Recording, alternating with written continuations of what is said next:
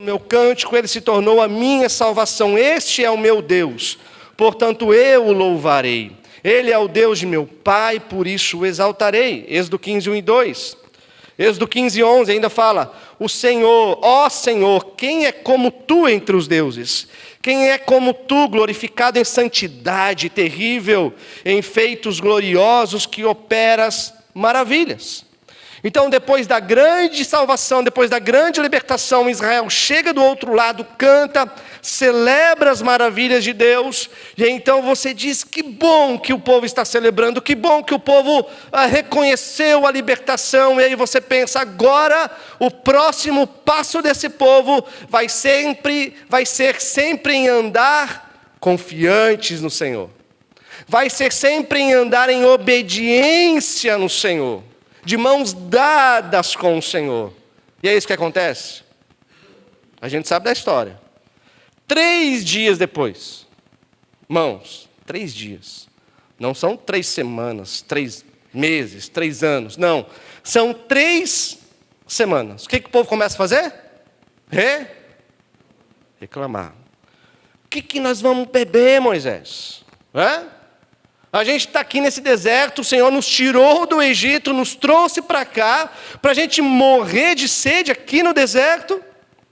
E aí então, o que Deus fala? Moisés, vai lá, coloca essa vara nas águas, e elas vão se tornar doces, e todo o povo vai ter a sua sede saciada. E assim acontece. Passa mais alguns meses, anos, dias, mais alguns dias. E o povo reclama de Deus. Êxodo 16, 3. Quem nos dera, o povo começa até a criar memórias que não existiram. Quem nos dera tivéssemos morrido pela mão do Senhor na terra do Egito. Olha o que eles vão falar no meio da reclamação. A gente faz isso, Quando nós estávamos assentados junto às panelas de carne e comíamos pão à vontade. Essa era uma realidade de Israel no Egito? Não. Ele vai dizer: pois vocês nos trouxeram ao deserto a fim de matar de fome toda essa multidão. Mas aí Deus é compassivo, Deus é misericordioso. E o que ele faz? Ele faz chover do céu o maná e traz carne no final da tarde para esse povo comer. E agora, tá bom, Deus matou a nossa sede, Deus matou a nossa fome, Deus nos libertou do Egito, a gente viu tudo aquilo, agora sim, a gente vai olhar para esse povo e vai falar: vocês viram a libertação, viram os cuidados, então agora esse povo vai andar de mãos dadas em obediência com o Senhor. Mas é isso que acontece? Não. Passam mais alguns dias, e eles voltam a reclamar, porque eles estão com sede de novo. E aí então esse povo ameaça apedrejar Moisés. Moisés vai até o Senhor e diz: Senhor, faz alguma coisa que esse povo quer me matar. Eles estão com sede de novo. E mais uma vez Deus fala: Moisés, tá bom, vai lá, pega a sua vara e agora fere aquela rocha, que daquela rocha vai sair água para que toda essa multidão beba e tenha sua sede saciada. E assim acontece.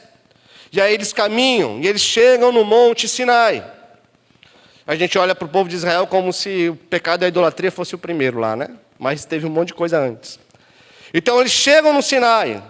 Lá Deus fala para Moisés: sobe um monte. Mas Moisés, não deixa que nenhum animal, não deixa que ninguém chegue perto do monte, porque se chegar perto do monte vai morrer. Mas somente o escolhido pode ir até a presença de Deus. E Moisés então sobe, e Deus vem à presença dele. E o povo ali no pé do monte, testemunhando trovões, relâmpagos, um barulho de corneta ensurdecedor, nuvens espessas, fumaça. E Deus está ali se encontrando com Moisés. E Deus dá os 10 mandamentos para Moisés. E aí o povo responde: tudo aquilo que o Senhor disser, nós faremos, seremos obedientes. Mas Moisés sobe de novo, e ele demora para descer. E aí o povo fica impaciente. Arão, vem cá, pega todas as nossas joias, faz para a gente aqui um Deus que vá à nossa frente. Porque Moisés não volta e a gente não sabe o que aconteceu com esse homem. A gente precisa de uma resposta, a gente precisa de uma direção.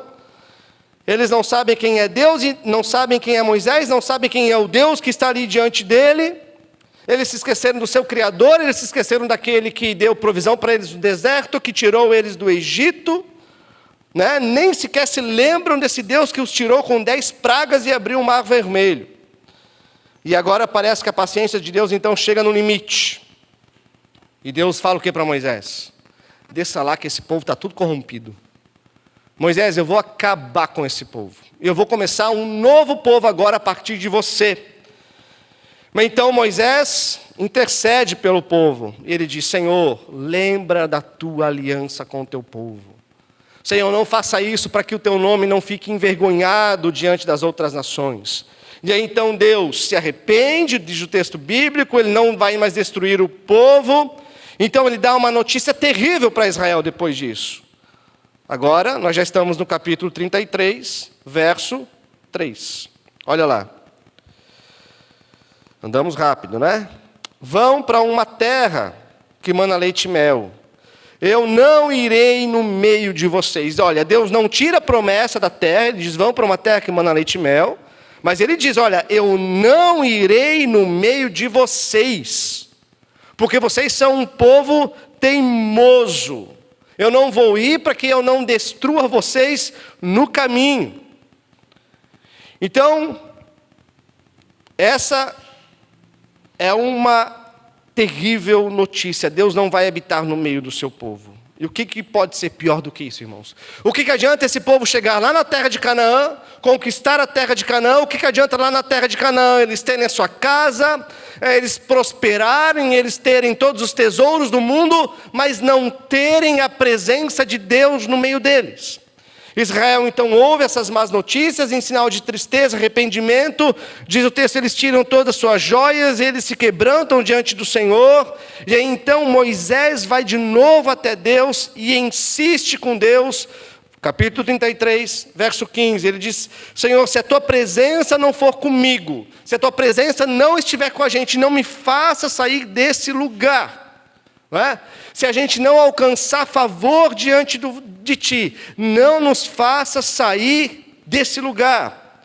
Será que não é fato de andares conosco de maneira que somos separados, eu e teu povo, de todos os povos da terra? E então um intercedor pede e Deus responde, no versículo 17. O Senhor disse a Moisés, farei também isto que você falou, porque você alcançou favor diante de mim. E eu o conheço pelo nome. E aí então Moisés vai fazer um dos pedidos mais corajosos, ousados e santos que nós temos em toda a Escritura, no versículo 18. Ele diz, então Moisés disse, peço que me mostre a tua glória. E o que Deus responde no versículo 19? Farei passar toda a minha bondade diante de você. E lhe proclamarei o nome do Senhor. Terei misericórdia de quem eu tiver misericórdia, e me compadecerei de quem eu me compadecer. Moisés pede, Senhor, então já que o Senhor vai estar com a gente de verdade, já que o Senhor ouviu o meu clamor, deixa eu ver tua glória, Senhor. E aí então Deus responde, Moisés, eu vou deixar você ver a minha bondade. Isso aqui, meus irmãos, é uma preparação para o nosso texto. Porque Deus ele vai manifestar a glória dele para Moisés. Ele vai manifestar a glória através da sua bondade. Ele vai manifestar o que para Moisés? O coração de Deus. Ele vai manifestar quem ele é. Quando ele vai manifestar isso, a sua glória para aqueles que se aproximam dele em temor, reverência, quebrantamento e arrependimento. Ele revela o seu coração, ele revela a sua bondade. Mas tem um grande problema nesse pedido de Moisés, porque Moisés é pecador e quem é Deus? É o Deus que é santo, santo, santo. E se Deus manifestar a sua glória para Moisés, o que acontece? Olha o versículo 20. Você não pode ver a minha face, porque ninguém verá a minha face e viverá. Então, na misericórdia, na bondade de Deus, Deus coloca Moisés em uma fenda, em uma brecha. E ele diz: Moisés, fica aí, que eu vou passar, eu vou te cobrir com as minhas mãos, eu não vou deixar você ver a minha face, mas quando eu tiver passado, você vai ter um vislumbre das minhas costas, porque senão você não sobrevive. Então chegamos em Êxodo 34. Aqui em Êxodo 34, meus irmãos, nós temos o cumprimento da promessa de Deus mostrar a sua glória, que Moisés pediu. E aqui então, nós vamos ver que Deus vai mostrar a sua glória, a sua bondade, o seu coração. Ele vai manifestar quem Ele é para Moisés, para os seus, para aqueles com quem Deus resolveu ser compassivo, misericordioso, gracioso. Então vem os versos 6 e 7. Olha lá comigo. Êxodo 34, 6 e 7. O Senhor passou diante de Moisés e proclamou: o Senhor, Deus compassivo e bondoso, tardio em irar-se e grande em misericórdia e fidelidade, que guarda a misericórdia em 1000 gerações, que perdoa a maldade, transgressão e o pecado, ainda que não inocenta o culpado, e visita a iniquidade dos pais nos filhos e dos filhos até a 3ª e 4ª geração. O que nós temos aqui, meus irmãos, nos versos 6 e 7? Deus passa por Moisés e ele proclama. O que nós temos aqui nos versos 6 e 7 é uma proclamação, é uma pregação do próprio Deus sobre quem Ele é para Moisés. Então, meus irmãos, quem Deus é? Quem Deus diz que Ele é? Olha só, de tudo o que Deus podia falar sobre quem Ele é, quando Ele vai revelar a glória dEle, Deus escolhe começar dizendo: o Senhor Deus, compassivo e bondoso, ou gracioso, né? O que Deus poderia ter dito? Eles viram as pragas, eles viram o exército do Egito todo a morrer afogado no Mar Vermelho. Se Deus falasse para eles assim: o Senhor, santo e justo, verdadeiro e vingador, o Senhor grande e temível, Ele poderia ter dito tudo isso para esse povo? Poderia. Ele estaria mentindo? Não, de forma alguma. Mas quando Moisés, o mediador escolhido que representa o povo que Deus ama, quando ele pede: Senhor, me mostra quem o Senhor é, Deus começa revelando a glória dele através da sua bondade. Deus começa revelando a glória dele através da sua compaixão, através da sua graça. Resumindo, Deus define quem Ele é, através de bondade, de compaixão e graça. Quando a gente olha para a história de Israel, meus irmãos, se eu fosse Deus, eu já teria acabado com aquele povo antes de chegar no Sinai. Você também faria isso. Quando a gente olha para a história de Israel, mas e quando a gente olha para a nossa história? O fato de Deus ser gracioso, de revelar a sua glória, sim, com compaixão, com graça, com bondade, isso precisa nos deixar pasmos, precisa nos surpreender. Porque quando a gente olha para os pecados de Israel, quando a gente olha para os nossos pecados, o que eles deixam em destaque no ser de Deus? Quando a gente olha para a nossa realidade, meus irmãos, de desobedientes, é como se nós tivéssemos, um pano de fundo para revelar a glória da compaixão, da bondade e da graça de Deus, sempre na forma como Ele nos trata, um Deus gracioso. Então, quando Deus vai proclamar quem Ele é, quando Ele vai proclamar um sermão sobre Ele próprio, olha para a sua história. Quem você diria que Deus é? Se você não tivesse Êxodo 34, 6. Deus, Ele já te expulsou do meio do povo dele? Ou Ele é um Pai gracioso, sempre pronto a te perdoar? É isso. É graça, é compaixão, é bondade. É dessa forma que Ele começa revelando o coração dele para o seu povo. Mas o texto diz mais. Na sua pregação, Deus diz ainda, Ele é tardio em irar-se. Ele não tem um pavio curto. A gente pode dizer, Deus não é italiano, né? Deus não é alemão. Deus é Deus. Deus é longânimo, Deus é paciente. Ele é tardio em se irar. Deus não está com o dedo no gatilho ali pronto para disparar condenação, julgamento. Mas como é que a gente é? A gente é os italianos, os alemão, né? Os sem paciência. De quanto que você precisa para sair do prumo?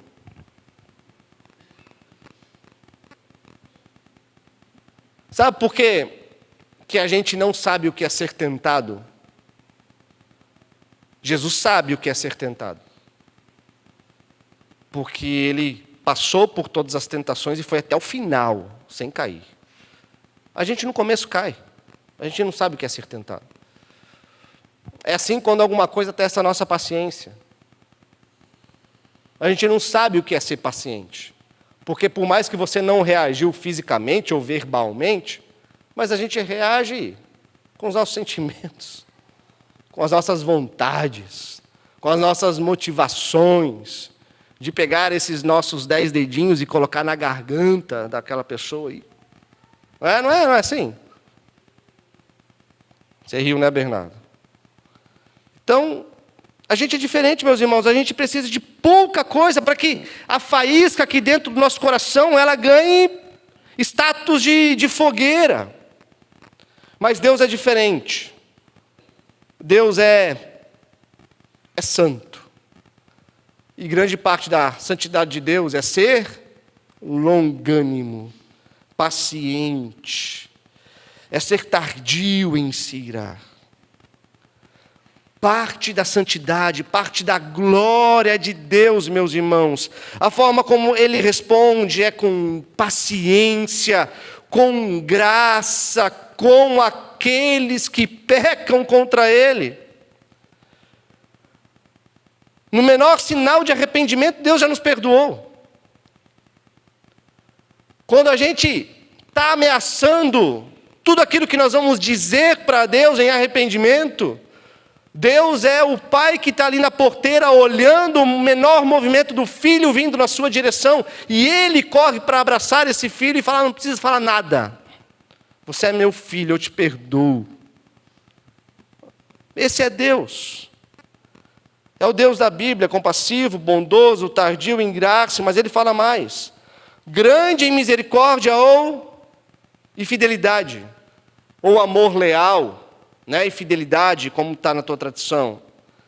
Então, é interessante que essas duas palavras sempre vão andar juntas por toda a Bíblia para descrever a aliança, essa aliança inquebrável, não da parte do povo, mas de Deus.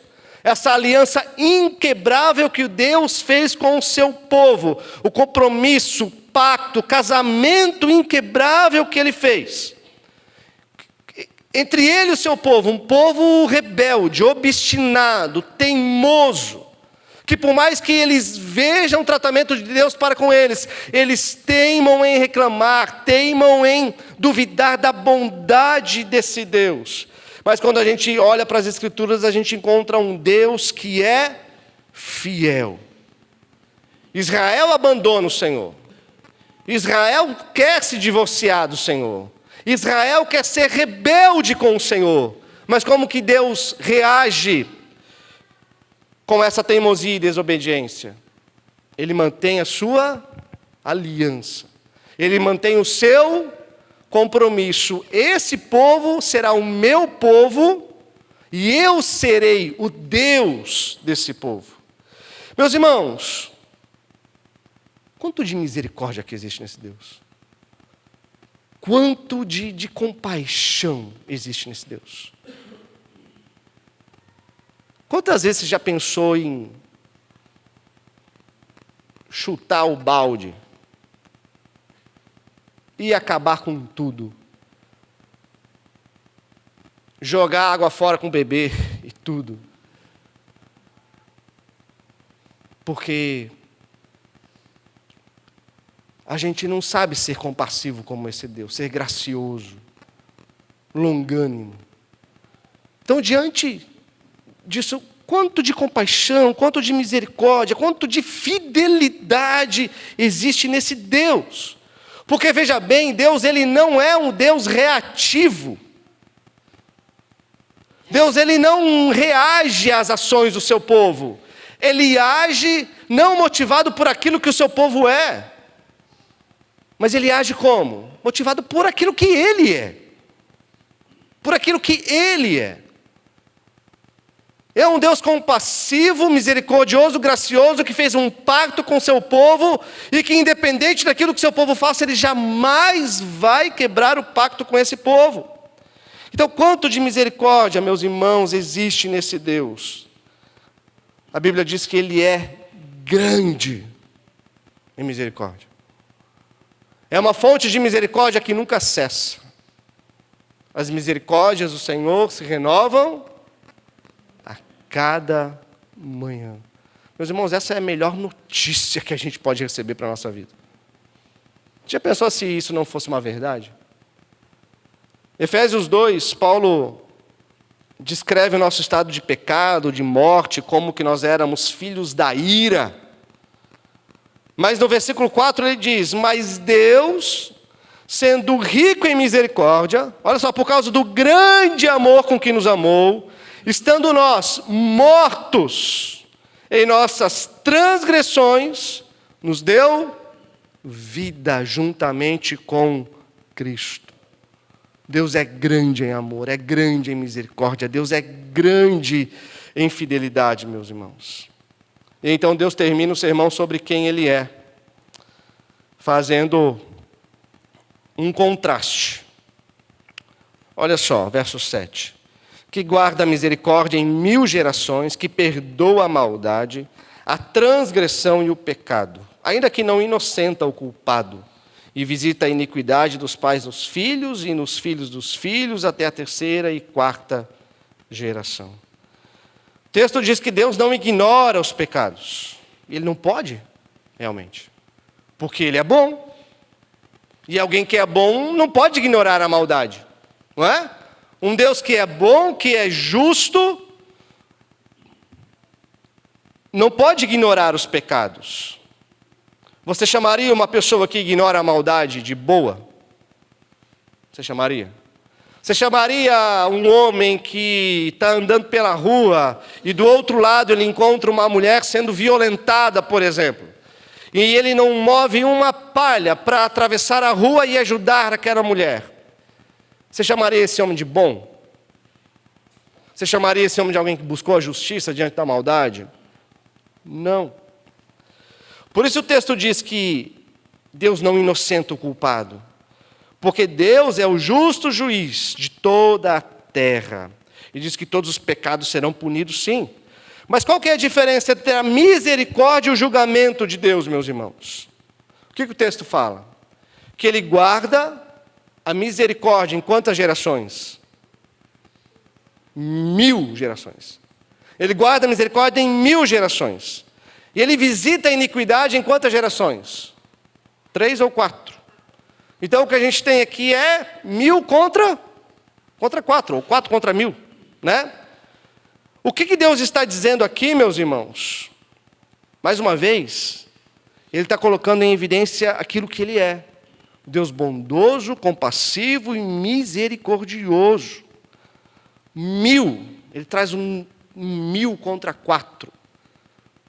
Para a gente entender que a misericórdia dEle é muito maior do que o julgamento.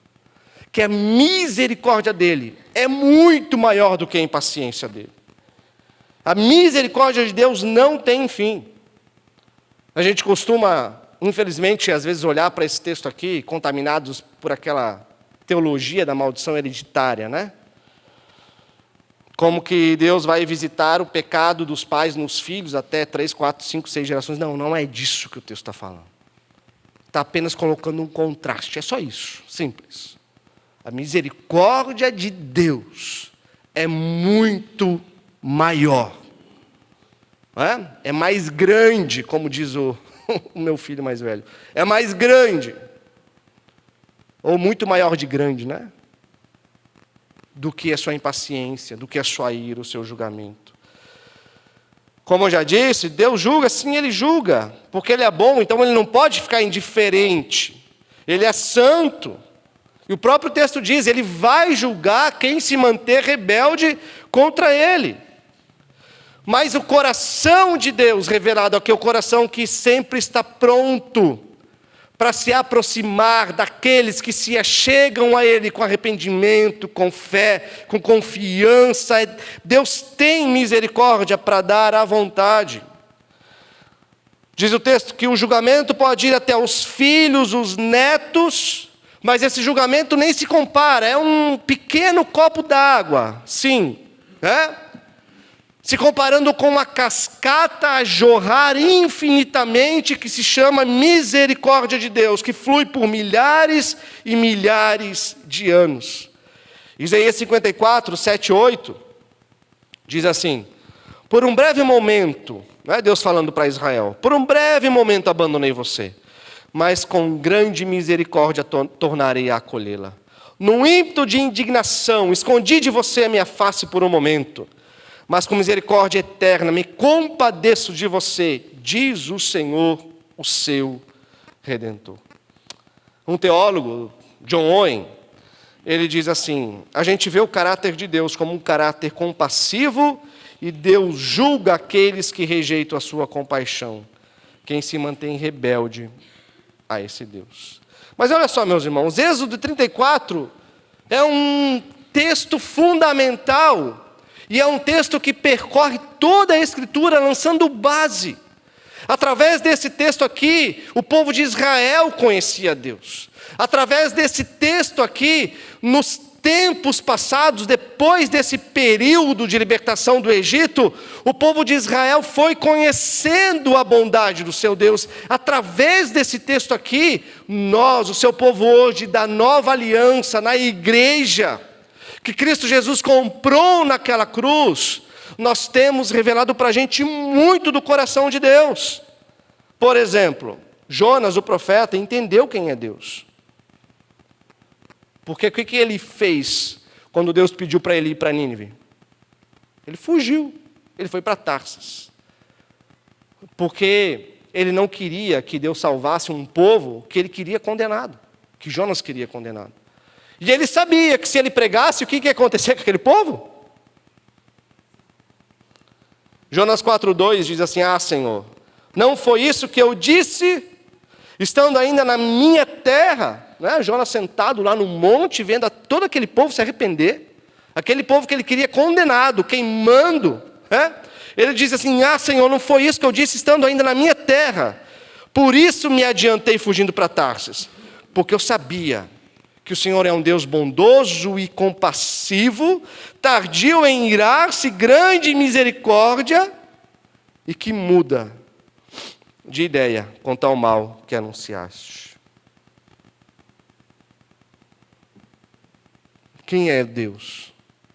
Como é o coração de Deus? Agora, meus irmãos, nós precisamos ter algo em mente.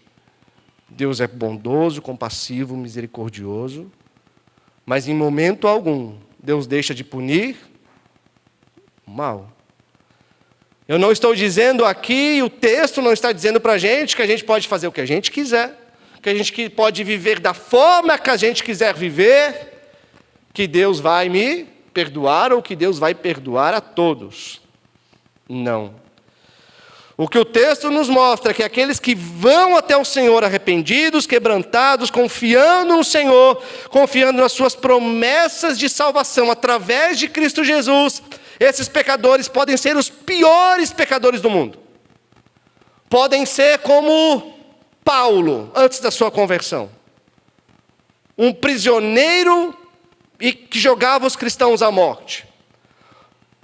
pode ser um Osama Bin Laden, pode ser Hitler, pode ser o pior pecador que passar na sua mente.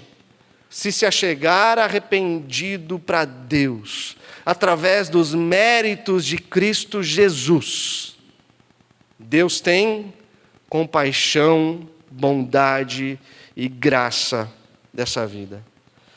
Êxodo está falando desse Deus, meus irmãos. Foi isso que Jonas entendeu. Por isso que ele não queria ir para Nínive.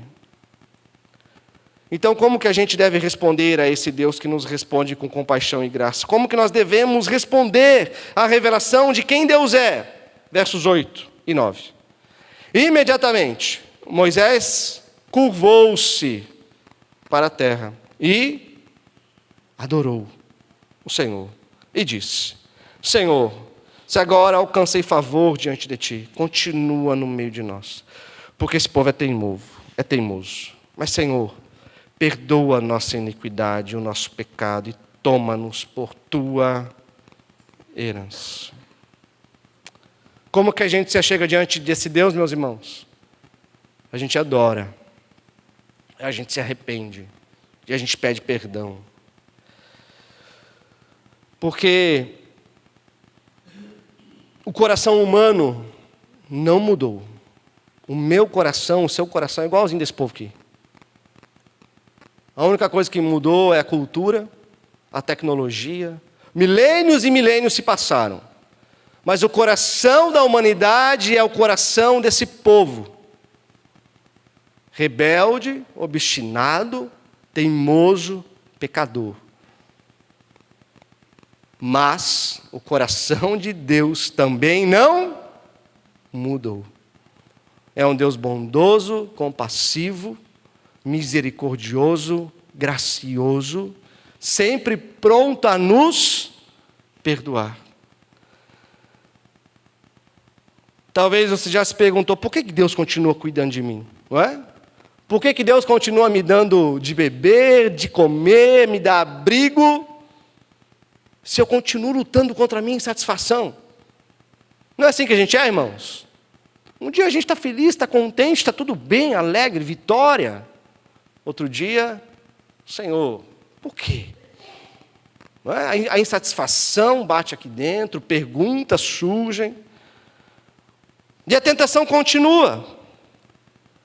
Mas Deus, meus irmãos, continua sendo o mesmo Deus de Êxodo 34. E aí, então, Deus envia o nosso Moisés. Deus envia o nosso grande Moisés, nosso grande mediador, Cristo Jesus, para nos libertar, para interceder por nós. E aí, é com essa confiança, então, que a gente se achega até o Senhor, em adoração, quebrantamento e pedindo perdão. Irmãos, por que é muito importante nós conhecermos o coração de Deus? Porque através do coração de Deus nós entendemos quem Ele é. E o que tem mais influência na nossa existência do que conhecer quem Deus é? Nada. Quando nós conhecemos quem Deus é, nós vivemos com esperança. Quanto menor for o nosso Deus, menos esperança e confiança nós teremos. Mas quanto maior é o Deus para quem a gente olha, mais compromissados com esse Deus nós seremos. Mais confiantes nesse Deus nós seremos. Mais esperançosos e alegres nesse Deus nós seremos. Então, quando vier o desemprego, a dificuldade, a doença, quando vier o choro, podem surgir algumas indagações, mas você nunca vai se questionar sobre a vontade de Deus.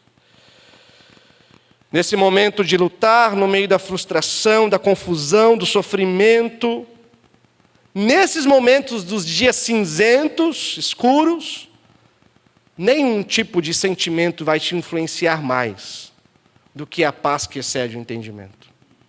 Porque você vai saber quem é o Deus que te chamou para viver para Ele. Então, você não vai olhar para o teu passado, por exemplo, se perguntando por que você talvez esteja vivendo o que você vive hoje. Você é filho de Deus e você pertence a um Deus bondoso, compassivo, gracioso e misericordioso. Então você vai olhar e você vai dizer: bendito seja o nome do Senhor. Porque eu sei que Deus habita comigo. Não é? Senhor, eu vou, mas vai com a gente. E a promessa de Deus é que Ele enviaria quem habitaria com a gente. E isso nós vamos ver semana que vem. João 1,14 diz que o Verbo se fez carne e habitou entre nós, cheio de graça e verdade, e vimos a sua glória, como do unigênito do Pai. Vimos a sua? O que a gente tem em Cristo Jesus? Qual é a glória revelada para Moisés? Bondade, misericórdia, compaixão, um amor infinito, transformador. Um amor que transforma, meus irmãos, os nossos corações rebeldes em um coração obediente a esse Deus que não responde à medida dos nossos pecados, mas que sempre tem misericórdia se renovando todas as manhãs. Amém? Você pode se colocar de pé?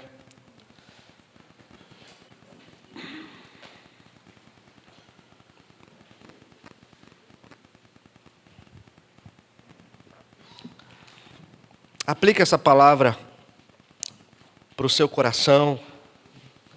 Tenha um momento com o Senhor. Ore a Ele. Ore a Ele pelo coração dEle revelado a nós um pouquinho essa noite. Por aquilo que Ele foi com você e continua sendo. E será por toda a eternidade. Agradeça ao Senhor. E peça auxílio para você olhar para o coração do Senhor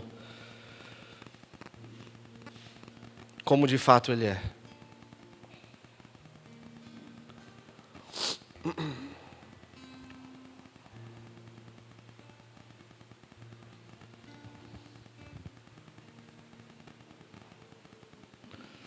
É bom, Pai. É bom pertencer a Ti. Não temos, Senhor, em nós algo que chame a sua atenção. Não temos em nós, Pai, potencial para atrair essa misericórdia, essa graça, essa bondade. Mas o Senhor acha a graça em nós, que o Senhor mesmo depositou em nós. Muito obrigado, Senhor. Muito obrigado, Pai. Por mais, Senhor, que a gente queira pôr aqui em palavras os atos salvadores do Senhor em nosso favor, Deus, palavras seriam insuficientes. Então nos dê a capacidade, Pai, de vivermos inteiramente para a Tua glória, revelando a Tua bondade, a Tua compaixão, a Tua misericórdia, a Tua graça, através do nosso viver, Senhor. Grande és Tu, Senhor, grande, rico em misericórdia, rico em compaixão. Nos dê, Deus, um coração sempre quebrantado diante da Sua glória, Senhor. Amém. Vamos cantar, irmãos, uma última canção.